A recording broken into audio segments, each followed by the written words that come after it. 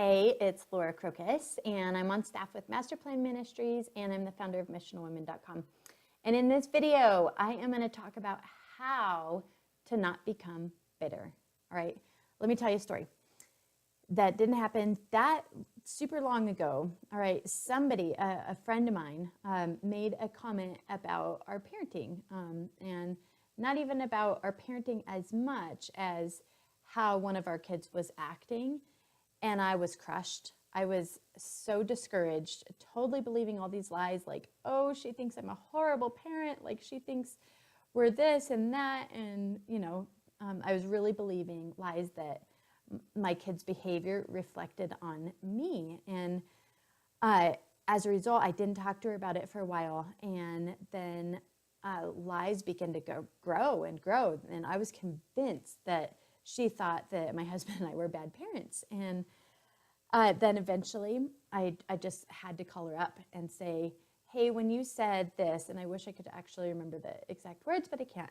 But when you said this, could you tell me what you meant by that? And she explained, and it was not at all what I thought, like at all. And I was like, oh, I thought you were like implying that we were like really bad parents or something. She's like, oh no, sweetie. I mean, there's like tears. We're like crying because of just this misunderstanding. And she's like, I think you're an incredible parent. And, like she was, I'm so sorry. And I thought, I'm so sorry. I assumed that. And, it was just a real interesting thing that the enemy totally could have gotten in there and gotten his claws and hands all over things.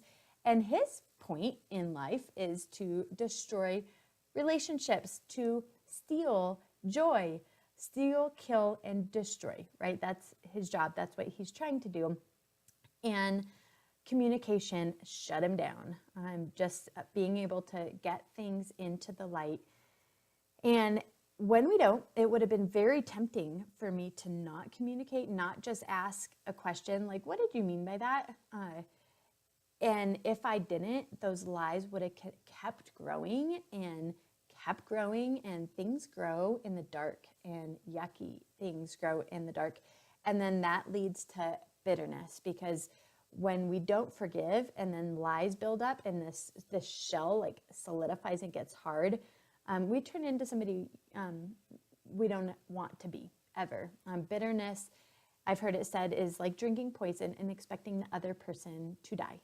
And that's just not how it works. The other person isn't affected by our own bitterness. Like in this situation, she didn't even know that I was upset and hurt and borderline like unforgiving and turning bitter. It wasn't affecting her at all. So it's important to do a few things in order to guard against bitterness. Number one is to get Christ on the throne. I will link a video down below, but it's basically just saying, God, I cannot forgive this person. I can't think about this rightly without you doing it through me. Would you help me see this the way that you do? So relying on God to help us see.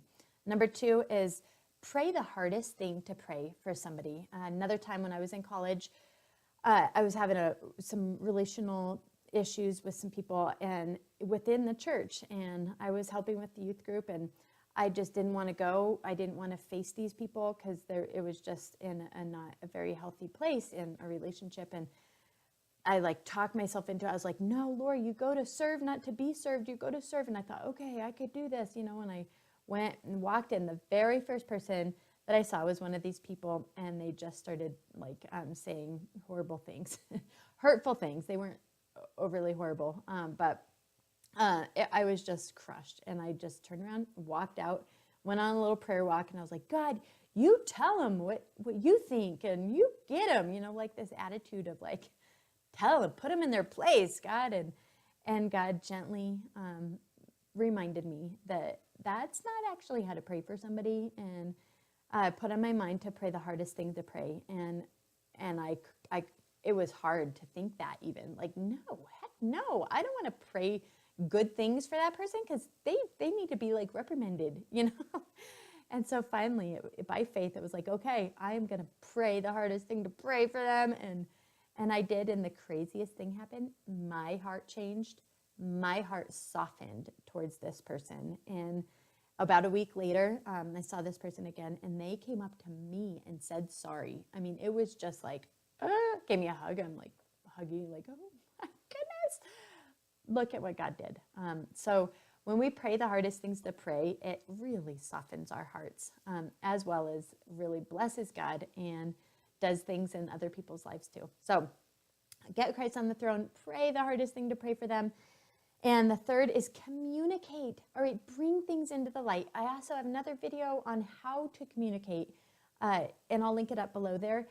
But like when it says that we need to be peacekeepers, peacemakers, the only way to do that is by communicating. It's not real peace when you sweep things under the carpet and don't talk about it, or when you're talking to other people about it behind their backs. Like, that's not keeping the peace.